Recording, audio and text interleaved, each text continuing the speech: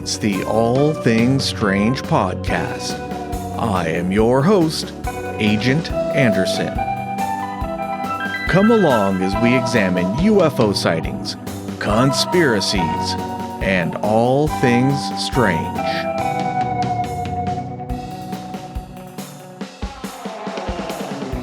You can find all of our wonderful links in the description, where you can find our Patreon, our Discord, our merchandise, and more.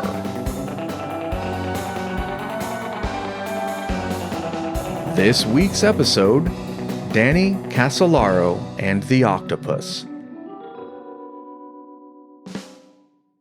Before we get started, we've got two wonderful tiers of patronage for you. The first tier will get you bonus episodes, early access, and after hours. The second tier will get you the ability to vote on upcoming topics such as this one. All right, just before we get started, we have a warning here. This is a little explicit. It's not too bad, but I will be talking about some gory details. And another warning, this could easily be dozens of episodes. I'm doing an overview of the case to the best of my ability, but there is quite a lot of information online. For instance, Danny's notes on the Octopus case are available, and sorting through those could take months or years. I didn't even look at them all that extensively. There's a lot. And that's just his stuff. There are also police reports obtained by the Freedom of Information Act. There are FBI files that may or may not exist, and other sources. I can't possibly cover every facet of this case in just one or two episodes. So if this episode piques your curiosity, there is so much more to explore than what I can cover. Well, let's get to it. On August 5th, Danny told friends he had just met with a source and gotten information about his case. On August 6th, Danny's neighbor, Olga, helped him pack for a trip to West Virginia, and that's his neighbor and housekeeper helped him pack for a trip to West Virginia, and she said that he had a briefcase full of papers relevant to his investigation. He was going to Martinsburg, West Virginia to meet a source. After he left, Olga answered several threatening phone calls at his home. For instance, she said that one man called at about 9 a.m. and said, quote, "I will cut his body and throw it to the sharks." The autopsy notes 2 needle puncture marks on the lower anterior medial left chest, which, according to search results, is on the lower front part of the chest. I'm not familiar with all of these terms, but the autopsy is available on archive.com under Danny Casolaro's stuff. So I looked it up, and it looks like it's on the lower chest area. These needle punctures are listed as post-mortem in the report, but how easy would it be to determine that? I don't know. I think maybe that's open to interpretation. It certainly seems suspicious to me. On the area of the 5th right toe, there's a 1 by 1/16 inch irregular tiny area with red spots. What could cause this? Is this an injury due to kicking his feet in a struggle or in death? Who knows? There were several blue, black, and red discolorations on the hip and buttock areas that could be consistent with contusions, but the report also says that it could be consistent with embalming. Seems to me you should be able to tell the difference between those two, and it also seems to me highly suspicious. There was a contusion on the left bicep as well, listed as small and faint. The autopsy report also says there was a bruised area on the scalp. It also mentions a 1/32nd diameter red spot on the sole of the left foot that, according to the report, isn't a puncture mark. In fact, it says that no pre-death puncture marks were found. Why would there be post-death puncture marks on his chest, though? Who knows? The punctures for embalming were noted elsewhere in the report and were not on the chest area, Why would you have a small puncture for embalming? From what I understand, that's not how it works.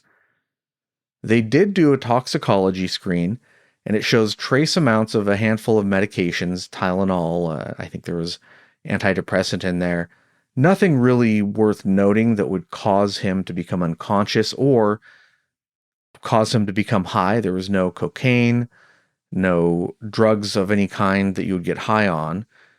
They only tested for, it looks like based on the report, they only tested for common chemicals like scheduled drugs like cocaine. It didn't say that they tested for anything exotic that might be used to kill somebody. However, it does say that no chemicals that could be used for incapacitation were found. He did have a blood alcohol level, but it was fairly low, consistent with somebody who had 1 or 2 glasses of wine, probably. Not consistent with somebody who was binge drinking. 2 white kitchen bags were found in the bathtub with Danny, and there was also a bag or a box of kitchen bags with 2 missing found in his luggage. That's a very strange detail. What could that mean? I don't know.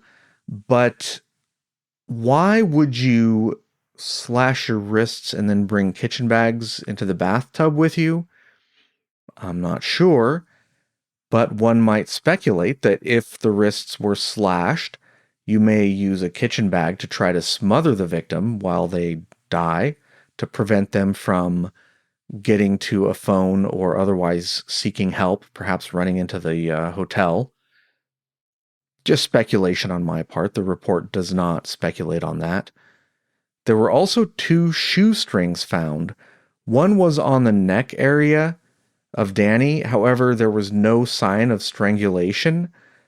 The other was found in bathtub water. He had 2 shoes at home that were missing their shoestrings. Again, an extremely odd detail that, who knows, it could mean anything. But if you're going to kill yourself by slashing your wrists, why would you have shoestrings there? It doesn't make any sense. On the other hand, why would a killer use shoestrings to try to strangle them and also a bag to smother them? And why were the shoes missing the strings at his house? Of course, it is highly possible that he had shoes at home missing strings. I mean, that's not something that would be completely outside the realm of possibility. It could just be a coincidence. I don't know. It's a very strange coincidence, though. The report notes that there were no papers, journals, or anything else found in the hotel room or in his car. That is an extremely important detail because he was absolutely obsessed about this case. He had been working on it for a long time, and he had those papers with him when he left to go meet his informant. Where did those papers go? It's not clear, but they were missing from the hotel room. That is an extremely suspicious detail. There were bloody handprints on the bathroom walls and blood spray on the walls. And there are some crime scene photos available, and some people who investigated this said that those details were very suspicious. If you are going to kill yourself, the accepted method that most people are familiar with is to slash your wrists and then hold your wrists under the water and have a nice, peaceful death. You probably wouldn't be struggling and putting handprints on the wall. Anything's possible, I suppose, but that's another highly suspicious detail.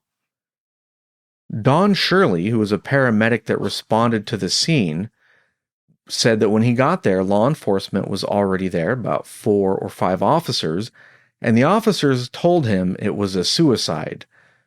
That's somewhat suspicious, but it's not necessarily evidence that the officers were in on some kind of cover-up. The officers, I'm assuming, got there. They didn't know who this guy was or what he was investigating. They just see a hotel room, guy with his wrist slashed, and a bottle of wine, and they just assume it was a suicide because on the surface, it's very similar to other suicide scenes that they've seen. At least that's what I'm guessing. Don Shirley said, quote, "It's not normal. speaking of the blood patterns at the scene. And he's somebody who would know, as a paramedic, you would assume he had seen other suicide victims as well as this one. So he would be an expert and he would know what he was looking at. He said that it wasn't consistent with a suicide. There were a lot of red flags. He said at the scene of the crime, the police did not want to consider foul play despite the evidence. And the police also called his brother and told him it was a suicide before the autopsy had been performed. Now, there's different ways this could go down. It could be that the police contact a superior officer who is in on the cover-up, and the officer says, okay, it's a suicide, we got other work to do, just mark it suicide and move on. And the police officers at the scene were not in on a cover-up, but somebody higher up was. That's one possibility I'm throwing out there. But on the other hand, we just don't know. That's pure speculation. In my 6 years as a medic, I've never seen anybody cut their wrists that many times. That's a direct quote from Don Shirley. I had the gut feeling that at that time that this could be a homicide, again Don Shirley. The day after Casolaro's body was found, Village Voice editor Dan Bischoff received an anonymous telephone call alerting him to Casolaro's death. Who that was or what that means, I don't know, but the Village Voice did cover the case. Unfortunately, when I went to their website, I was unable to find their articles on Danny Casolaro. Maybe I wasn't looking right, I don't know, but I did not locate those, unfortunately. Even at the funeral, the family felt engulfed by mysteries. It gets even stranger. At Danny's funeral, at the end of the ceremony, a highly decorated military officer in U.S. Army dress arrived in a limousine, accompanied by another man in plain clothes. The military man approached the coffin just before it was lowered into the ground, laid a medal on the lid, and saluted. No one there recognized either man, and to this day they have never been identified. What? I mean, what is that all about? That implies that Danny was somehow in service to the military. The military doesn't just roll up to a random funeral and put a medal on the coffin. In fact, military people take medals and honors and things like that. They take it very, very seriously. You would honor somebody like that who you saw as having given their life in service of the country. There's really no other reason you would do that. Unfortunately, I did not see any descriptions of what type of metal was placed on the coffin. That may or may not be an important detail. That could give us further insight as to what he was being honored for. But I didn't see that information available. A second autopsy was performed 5 months after his death, and this one also concluded that it was a suicide. Here's a little blurb from Wikipedia that's probably relevant. The FBI misled Congress about investigating Casolaro's death. Members of an FBI task force looking into Casolaro's death, quote, questioned the conclusion of suicide and recommended further investigation. This level of doubt, quote, was especially significant because even at that time, December 1992, it was understood that to express those views risked one's career. FBI documents show that some files in Casolaro are being withheld from public release, which is contradicted by the FBI saying that the files are missing entirely. Just another little mystery to go along with all of this. And I'll talk a little bit more about the multiple investigations later. Probably the most recent development is that some filmmakers made a documentary on Netflix called The Octopus. It's a pretty good watch. There's, I think, 4 episodes, about an hour each. My only objection is that in the modern documentary style, the filmmakers make it about themselves as much as anything else, maybe even more than anything else. They make it about their journey investigating the case. It's a real shame because a lot of on-screen time was wasted with something that isn't nearly as interesting or relevant as the topic on hand. I wish they had spent a lot more time on evidence, on Danny's notes, on what the octopus is, who's involved, that kind of thing. So it was kind of disappointing in that regard. And what is up with this? Like, we have all these documentary filmmakers making the documentary about themselves. It's like, bro, you're not that interesting. Sorry, you're just not. Stick to the topic, please. Be like if I was talking about this episode and I spent, 20 minutes talking about what I've been up to the last few weeks. Maybe some of that's interesting, but in the grand scheme of things, nobody clicked on this episode to hear about my life. They want to hear about Danny Casolaro and the octopus. Well, either way, they were able to uncover new information for the documentary using FOIA requests, by interviewing original witnesses, family members, and things like that. So it is worth watching if you're curious to find out more about this case. Martinsburg police released case details to Zachary Treats and Christian Hansen, those are the documentary filmmakers, from a Freedom of Information Act request. After initially being denied the information as the Department of Justice claimed to have taken over the case, they were able to get it. And that's highly suspicious. Why on earth would the Department of Justice be so interested in a simple suicide that they would take control of the investigation and not hand over FOIA documents? If it was just a suicide and nothing else was going on there, then they wouldn't be interested in this case at all. The results found in the police report contradicted statements released by the police department back in 1991. Now, that strongly suggests some sort of cover-up of information, and we'll talk a little bit more about that later. Actually, no, we'll talk about it right now. The problem with this case is that it's so complicated that it's hard to know what order to tackle things, and my notes are sort of all over the place. I'm trying my best to organize it, but man, this is a really hard one to do. So I'm trying my best, but kind of go back and forth sometimes on this one. So apologies for that. So the big contradiction between the police report and the police statement was that there was another person visiting Danny's hotel room that night. That is very interesting. The eyewitnesses provided their statement and said that, their statement and a sketch of the individual, and the sketch and statement match the description of a man named Joseph Cuellar, Cuellar, who Danny met earlier. According to Cuellar's son, quote, part of what his specialty was to be able to infiltrate, retract information to find out what someone potentially knows and what they don't know. Cuellar was well known for his psychological warfare. Based on witness interviews, a friend of Danny's stated he had a brief interaction with Joseph at a bar local to his hometown weeks before Danny's suicide. In these interactions, Danny shared his knowledge of the octopus, revealing information about international intelligence agencies, organized crime, and government corruption. This introduces a new theory that Danny Casolaro was murdered due to his knowledge of dark crime being committed with taxpayer dollars. This information put whoever was in charge of these operations and their allies at risk for being exposed for their heinous acts. So there's not a whole lot of information for this guy, Joseph Cuellar. He does appear on the surface to be a government spook.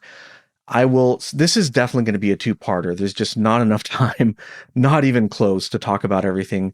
So I'm hoping that I can dig a little deeper and find out more information about Joseph Cuellar for next time.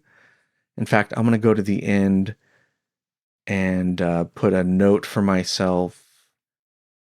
More on Joseph because I want to dig a little deeper, see if I can find more information about him.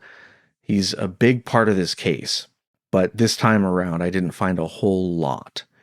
All right, so let's first, before we move on, let's summarize some of the suspicious aspects of Danny's death. him telling his family that if something happens to him, it's not an accident. The threatening calls that were witnessed by people other than Danny, his housekeeper.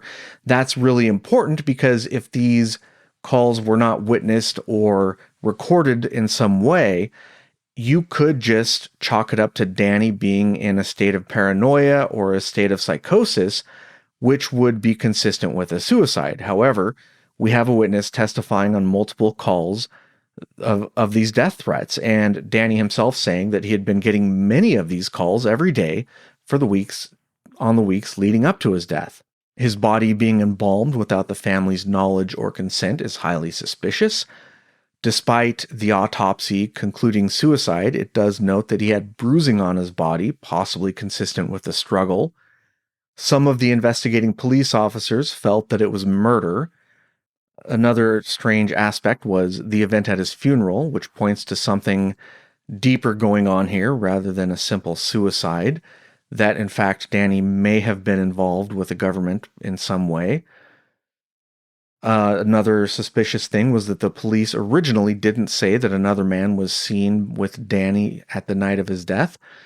This man matched the description of someone who would know how to make a death look like an accident. The fact that the police covered that fact up is extremely strange, and circumstantial evidence that there was an active cover-up going on. Another thing was the strange way that the government stonewalled on releasing the original police files. This is probably unheard of in a simple suicide case. I can't imagine why they would do that. Another aspect is that, according to people who knew him, Danny did not show signs of depression leading up. There is even a video of him 3 weeks before his death at his nephew's birthday party. That's in the documentary on Netflix. And he seems normal and happy in that footage. He seems to be having a great time. Now, you can hide being depressed. I understand that. But if you watch this video footage, he looks like a happy guy. He does not look like somebody who's depressed. And that mention earlier in the bar where they said he looked depressed, it could just be that he was pondering his case and he wasn't in a particularly social mood at that time. Somebody who's having a drink by himself might be easy to interpret that way. They didn't say that he was binge drinking and getting sloppy drunk. He was just having a drink or two. Big difference there. Another thing is that the suicide note was short and wasn't signed. We don't know to this day who he was supposed to be meeting in West Virginia. That's suspicious. His briefcase, which he took with him to West Virginia, we know for a fact he had it, was missing from his car and his hotel room. Friends and family say he was close to being ready to publish a book. He had said that he was just had one more meeting and he would be ready to go. Is there anything else I forgot? I don't know. But this is not a simple open and shut case. There is so much evidence here that it wasn't a simple suicide, that something was going on and something is being hidden, that it's hard for me to believe the official explanation. Again, I don't know. I wasn't there in that room with him, but there's a lot of really, really weird stuff going on here. Many people believe that he was murdered. But why? What is the octopus? What is this all about? It all started with the Inslaw case. Inslaw was, or they're still around, but at the time, they were a small software company that was developing software for the Department of Justice. And from here, believe it or not, we get led into an international conspiracy. It sounds like something from a movie. It sounds really wild, but bear with me, we'll get there. So Inslaw made case tracking software for law enforcement offices. So the description is case tracking software for law enforcement office automation, and the software was called PROMIS, PROMIS, Prosecutors Management Information System. The DOJ had tested the software in 1979 and implemented it in 1981. So what's the big deal? It's just case tracking software, right? That doesn't sound like anything that would lead to an international conspiracy. It's just software, guys. It's like PowerPoint for the Justice Department, right? However, it was powerful tracking software. It was national. You could use it on a national scale. It could be used for so much more than case management. It would track everything going on in the entire country for law enforcement and for court proceedings. It could be used to track anything, anywhere. It was revolutionary. For instance, if you had a case in California with something related going on in New York, the software would notice that and would tie those things together. A regular investigation might, in this day, before we had widespread computer use and widespread databases with information everywhere, at the time, those connections might never be made. The Justice Department started withholding payments for the software from Inslaw, driving the company into bankruptcy. This was a smaller company, and it was pretty obvious that if they withheld payments, it would make them go under. And like I said at the beginning, just this aspect of the Inslaw case is easily an episode on its own, let alone the other aspects. I mean, just the Inslaw part of this with the Promise software, this could probably be 3 or 4 episodes on its own. There's just so much going on here. Every time you start digging into this case, you pull up so many other leads. It just spirals out of control very quickly. Hadron, who was a competitor of Inslaw, tried buying the company and their CEO made threats to try and buy it, such as, "We have ways of making you sell." It's like some Mobland stuff going on there. "Hey, we break your thumbs." All right, here's another individual who was important to this case was Elliot Richardson. Here's his little bio of him from Wikipedia. Elliot Lee Richardson, July 20, 1920 to December 31st, 1999, was an American lawyer and politician who was a member of the cabinets of Richard Nixon and Gerald Ford between 1970 and 1977. A member of the Republican Party, Richardson is one of 2 persons to hold 4 cabinet positions, the other being George Shultz. As United States Attorney General, Richardson played a prominent role in the Watergate scandal when he resigned in protest against President Nixon's order to fire Special Prosecutor Archibald Cox. His resignation precipitated a crisis of confidence in Nixon, which ultimately led to the president's resignation. And if he had not done that, things may have turned out very differently. This guy was an insider at the highest levels of government. He saw what was going on behind the scenes, and he was seen by many as a national hero for standing up to power the way he did. Richardson attended Harvard University. After graduating, he served in World War II as a combat medic and participated in the invasion of Normandy. He returned home. Wow, good thing he survived that one, huh? He returned home, attended Harvard Law School, and clerked for Leonard Hand and Felix Frankfurter before beginning his legal career at Ropes and Gray. He began a long career in public office in 1959 when he was appointed by President Dwight Eisenhower to the position of United States Attorney in the District of Massachusetts, the lead federal prosecutor in the state. Through the 1960s, he was a leading figure in the Massachusetts Republican Party and won election as the 62nd Lieutenant Governor in 1964 and the Attorney General in 1966. As of 2025, he is the last Republican to serve as Massachusetts Attorney General. In 1969, he joined the Richard Nixon administration as United States Undersecretary of the State. He was promoted to a cabinet role in 1970 as Secretary of Health, Education, and Welfare, serving until 1973 when he became Secretary of Defense, serving briefly before he became Attorney General in May. After his high-profile resignation from the Nixon cabinet, he returned to government in the Gerald Ford administration in 1975 as the United States Ambassador to the United Kingdom and Secretary of Commerce from 1976 to 77. After the Ford administration, Richardson returned to private practice as an attorney in Washington. He advised Democratic President Jimmy Carter on maritime law and briefly returned to politics with an unsuccessful run for the United States Senate in 1984, when he lost the Republican primary to Ray Shamey. From 80 to 82, he was partner in the Washington office of Milbank, Tweed, Hadley, and McCloy. Say that 4 times fast.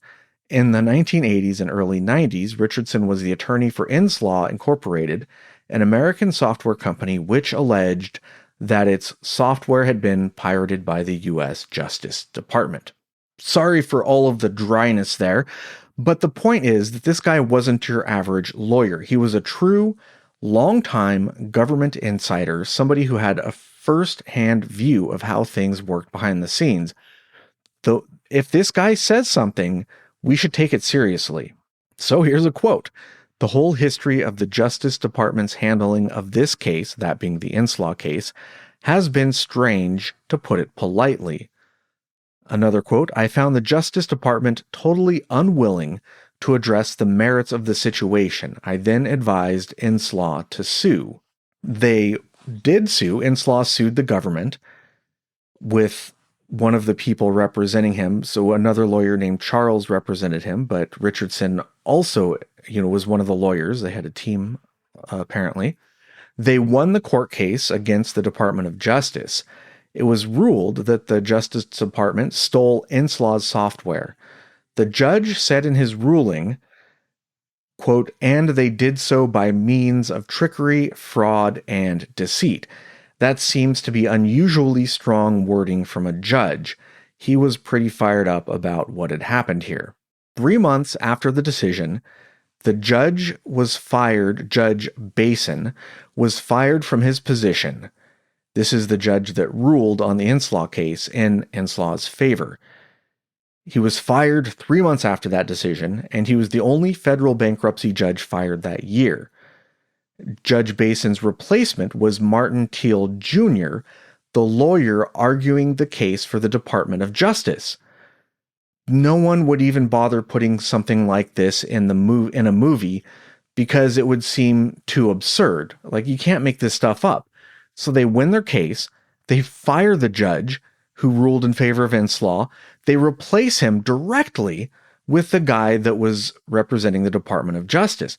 This is some top level cover-up stuff right here. I mean, it does not get any more obvious than this, that they were covering something up. The judgment for Inslaw was appealed by the government and overturned. They claimed that Inslaw had pursued its case in the wrong court. The case was dismissed and they got no money for what happened. Richardson said, quote, this suggests the involvement of people at a higher level of government. And that's why I read his biography, his short little bio blurb up there, even though it was kind of boring to read. I'm sure it was not that exciting to listen to either. The reason I read all that is because this guy really knows what he was talking about. He was a part of this machine for a very long time. So what he's saying here at a higher level of government is that this goes all the way up, probably even to the presidency, and we'll get to that in a minute. Charlie, one of the other Inslaw lawyers, said the length the Justice Department went to destroy Inslaw made no sense. Why did the why did the Department of Justice do this? Yeah, and this is all very unusual. The court proceedings don't normally work this way. This is all highly suspicious. Bill Hamilton, who was the president of Inslaw, talked to Danny just about every day at some point. He said that if the investigation mushroomed, this is Bill Hamilton here, a lot of people in Congress could lose their jobs because so many people are in on this thing. So he suspects a grander conspiracy. And just as a little side note, Bill Hamilton used to work for the NSA. This is starting to get extremely interesting. As I said earlier, we have all sorts of connections to all sorts of different things that, as you're going through this case, it just kind of blows your mind over and over again. Wait, hold on. The guy who owned Inslaw worked for the NSA before he did the Inslaw software? What is going on here? This is all so strange. You wouldn't even put this in a movie. And for those of you unfamiliar, I've talked about it before on the podcast, but you may not be aware of what the NSA does. These days, they're the guys spying on you through your cell phone. But here's a little blurb from Wikipedia just describing who they are and what they do. The National Security Agency, or NSA, is an intelligence agency of the United States Department of Defense under the authority of the Director of National Intelligence, DNI. The NSA is responsible for global monitoring, collection, and processing of information and data for intelligence and counterintelligence purposes, specializing in a discipline known as signals intelligence, or SIGINT. We've talked about this on the show before, most notably on the Snowden Slides leak, which was a 3-part episode where we went over the Snowden Slides. Really, really interesting stuff. The NSA is also tasked with the protection of U.S. communications networks and information systems. Yeah, let us protect it, bro. We'll take care of it. We won't misuse this power. The NSA relies on a variety of measures to accomplish its mission, the majority of which are clandestine. Yeah, you say, you don't say. The NSA has roughly 32,000 employees, tens of thousands of employees, all doing clandestine nonsense. Originating as a unit to decipher coded communications in World War II, it was officially formed as the NSA by President Harry S. Truman in 1952. I would like to do an entire history of the NSA. That could easily be multiple episodes, but I don't want to get too far afield of what we're doing today. However, I did feel it was important to mention what the NSA did. They are right up there with the CIA as far as cloak and dagger stuff goes. Anyways, moving on back to the Danny Casolaro case, there were several federal investigations into the Inslaw case. During these federal investigations, Inslaw began making allegations of a broad, complex conspiracy to steal Promise, their software, involving many more people and many more claims than the bankruptcy proceedings had covered. After Judge Bason's ruling found several DOJ officials' testimony, quote, unbelievable, the Department of Justice Office of Professional Responsibility opened an investigation of Department of Justice staff who testified at the hearing, including C. Madsen Brewer, Peter Videnkis, Videnkis, Videnieks, Videnikes, okay, and EOUST Director Thomas Stanton. It also opened a separate investigation of EOUST Deputy Director Anthony Pascuto. OPR recommended Pascuto be terminated based on his hearing and testimony that he had made false statements to the Hamiltons, but in its final report it found no evidence that the other officials investigated had applied pressure to convert Inslaw's bankruptcy or lied during the independent handling hearing. Inslaw's attorneys also complained to the DOJ Public Integrity Section that Judge Blackshear and the U.S. trustee Edward White had committed perjury. Public Integrity opened an investigation that ultimately found perjury cases could not be proven. Public Integrity opened an investigation that ultimately found perjury cases could not be proven and recommended declining prosecution.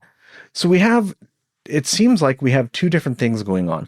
We have the wheels spinning as normal, people in the Justice Department and the legal sphere opening investigations to things that seem shady, but then just like a rubber band snapping back or a pendulum swinging to the other side, we have these things mysteriously evaporating. It's very suspicious, and this is exactly what it would look like if you had somebody at the highest levels of power covering up this case. You have people investigating as their jobs determine they should do, and then you have word coming from on high that changes what their investigations show and what their conclusions are. I mean, their Office of Professional Responsibility was I mean, they wanted to get rid of this guy because they're like, yeah, this guy's lying. And then all of a sudden it comes back, boom. Nah, he wasn't lying. It's fine. Don't worry about it. This is all extremely suspicious stuff. Congress investigated this a couple of times. The first one came from the Senate's Permanent Subcommittee on Investigations. They issued a report in 1989 after investigating for a year and a half. The whole conspiracy of trying to bankrupt Inslaw centers around a guy named Earl Bryan. Earl Bryan was the founder of a venture capital firm called Biotech and also was the head of Hadron, which I mentioned earlier, that tried to strong-arm Inslaw into selling itself to Hadron. Hey, I'll break your thumbs. We got ways of making you talk. Earl Bryan's an interesting character, and the conspiracy basically goes that after the offer was rejected, he used his influence through Attorney General Edwin Meese to drive them out of business. Both Meese and Bryan had served in the cabinet of Reagan when he was governor of California, and Meese's wife later bought stock in Bryan's company, so there's definitely some motive for both individuals there.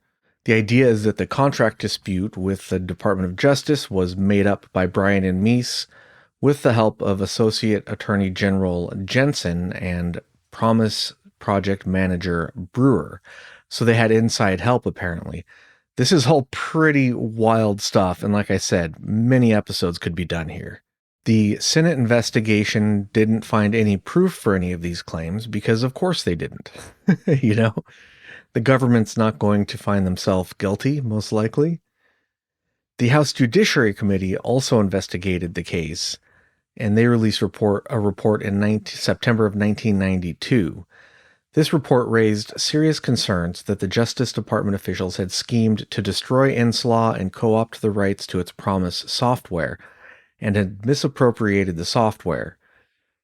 The report faulted the Justice Department for lack of cooperation in the investigation and found that, quote, there appears to be a strong evidence, as indicated by the findings in 2 federal court proceedings, as well as by the committee investigation, that the Department of Justice acted willfully and fraudulently and took, converted, and stole Inslaw's enhanced promise by trickery, fraud, and deceit.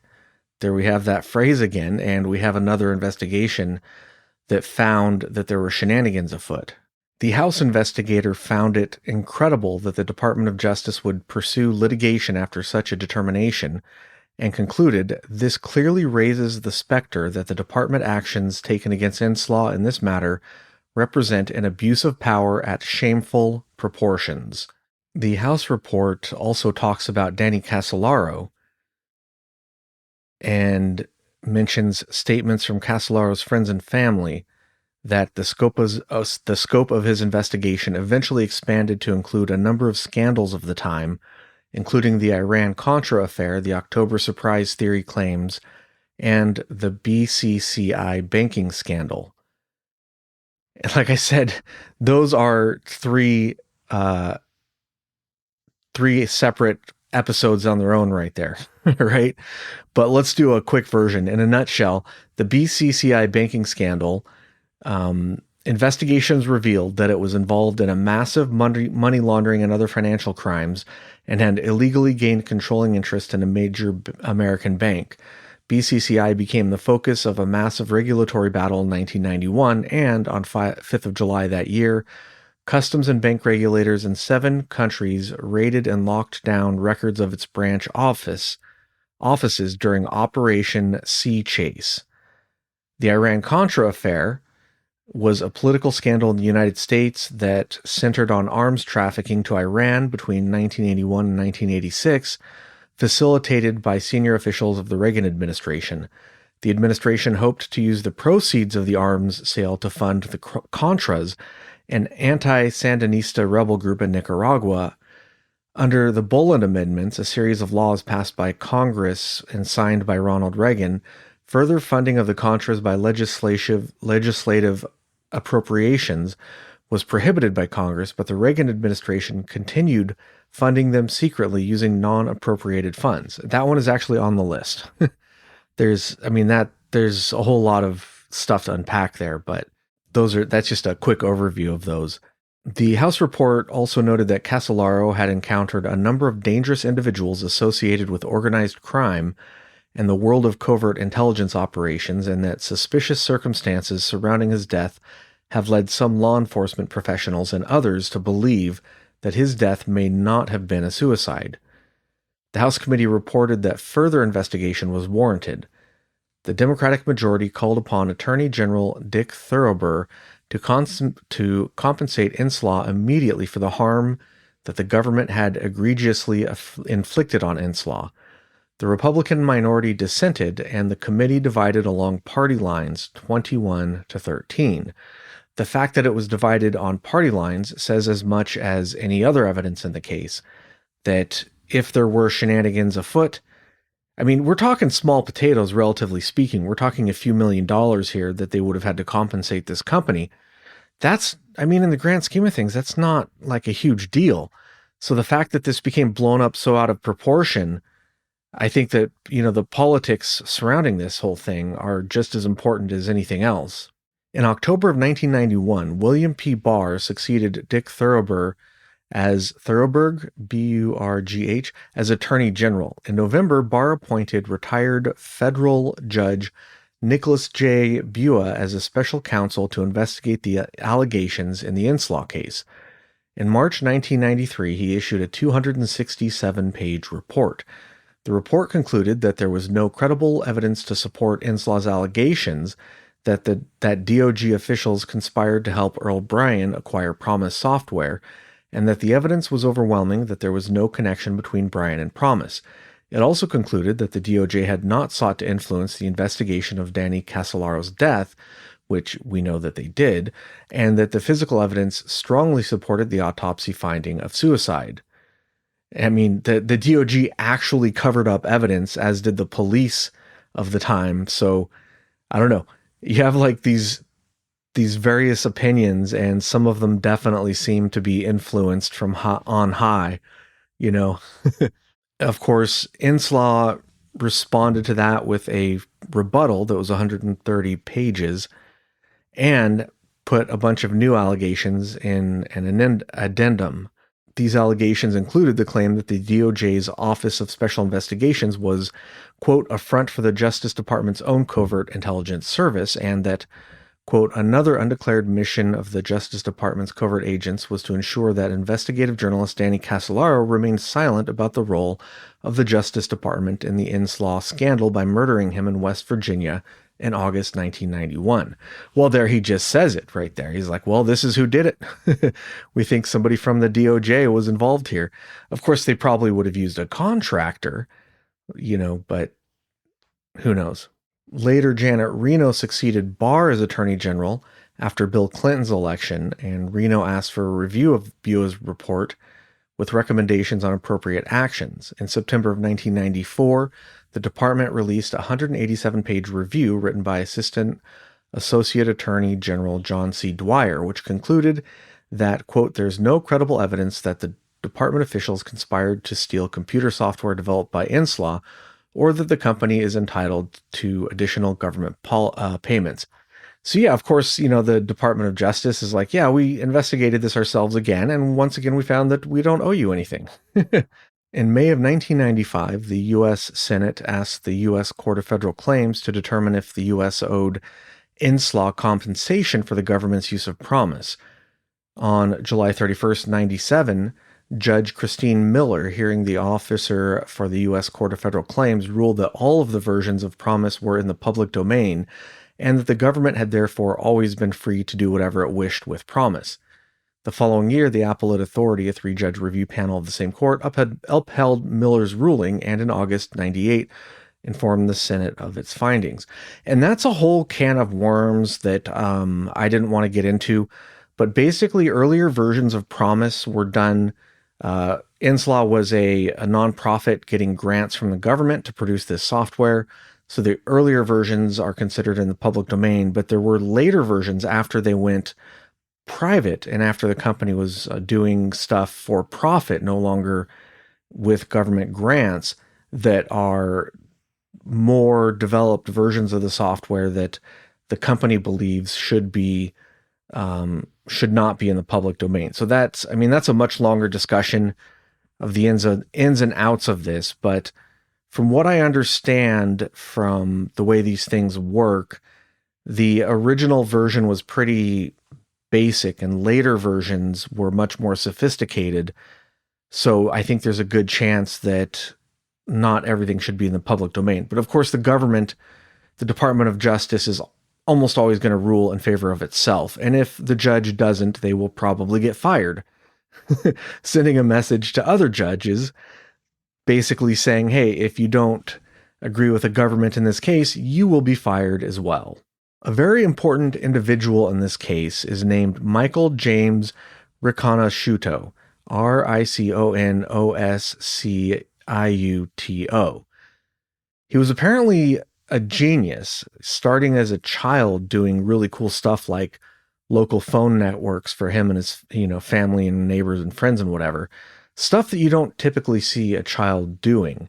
And it appears that he was recruited at a young age, a young adult, to work for one or more three-letter agencies. Again, I want to do more research into this. Didn't have time for today's episode, but this is one of the key informants for the case. He was arrested on drug charges only days after providing an affidavit in the Inslaw case. He says the charges are bogus and that he was targeted to silence him. And he swore an affidavit for Inslaw that businessman Earl Bryan had provided him with a copy of Inslaw's enhanced promise, and that he added modifications to enhanced promise to support a plan for the implementation of promise in law enforcement and intelligence agencies worldwide. According to Riconosciuto, Earl Bryan was spearheading the plan for this worldwide use of the promise computer software. The mind-boggling thing in all of this is that the government could have just paid Inslaw a few $1,000,000, just a little bit of money in the grand scheme of things, for their software. It's not like we're talking about billions and billions of dollars here, but it appears that, led by Earl Bryan, they said, nah, we'll just steal it for free, because why not? Why pay for something when we can just take it? When Michael was asked in an interview if he thought that Danny's case was a suicide, he said, or he asked for the camera to be turned off. He didn't want to answer it on the record. He also said that the Inslaw promise case actually starts with Reagan stealing the 1980 election with the October surprise.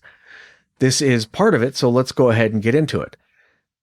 In a nutshell, the U.S. Embassy in Tehran was taken over and occupied. Americans were taken hostage. Jimmy Carter was the president at the time, and he was running against Ronald Reagan for the election. According to Michael, the Reagan campaign wanted the hostages to stay in place, which would make Carter look like a weak and ineffective leader. Like, look, President Carter can't get these Americans home, vote for Reagan instead. And Ronald Reagan actually ran campaign ads about this very issue. I mean, this was a central issue to the election. Michael says that he went to Iran with Earl Bryan, and they gave over $40 million to the Iranian government, and the hostages were kept until after the election. Reagan won the election, and the hostages were released within hours of Reagan being sworn in. There's nothing suspicious about that. You know what I mean? So just think about that.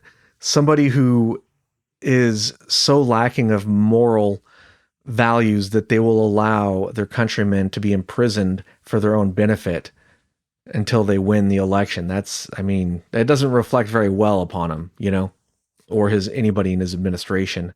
This is directly connected to Promise, which was given to Earl Bryan. The source code was given to him as a reward for bribing the Iranian government and getting Reagan elected. Promise was now in the hands of Earl Bryan and an intelligence asset. Michael was instructed to put a back door into the software, which was then sold to other governments. And remember, it was originally used for just tracking legal stuff, but with modifications, it could be used to track anything, really. So it was sold to other governments, And the back door in the software was used to spy on what those governments were up to, what they were tracking. There's another witness, Ari Ben Menash, who was an Israeli intelligence agent. He said that Promise created a revolution in intelligence gathering. He provided affidavits for Inslaw that Brian had brought both public domain and enhanced versions of Promise to Israel and sold the enhanced version to the Israeli government and Singapore's armed forces, receiving several $1 million in payment. He also testified that Brian sold public domain versions to Iraq and Jordan. The countries that Brian sold it to also sold it to their allies, making Promise a global spyware asset. Isn't that crazy? You can't trust anybody. Here, we'll sell you a license to this software, and then, yeah, sure, and we'll just go ahead and offset our costs by selling it to other people. Interestingly enough, the Canadian government got a copy, and they asked Inslaw to translate Promise into French.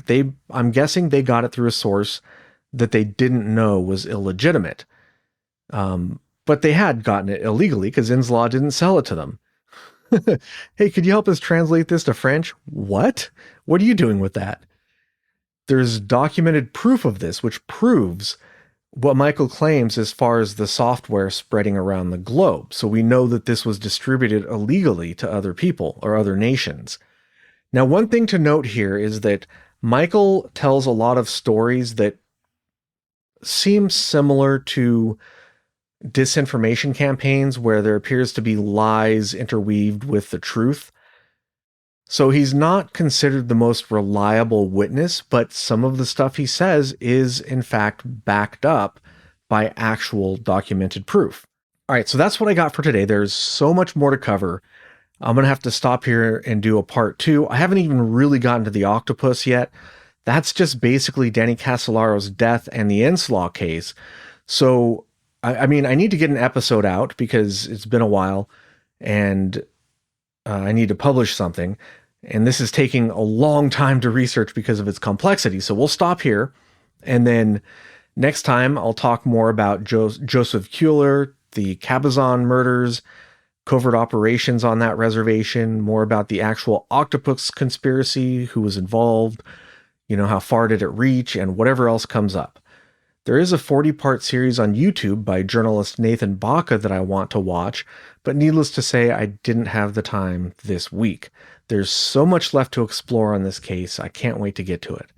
Okay, thank you everybody so much for listening, and until next time, keep it strange.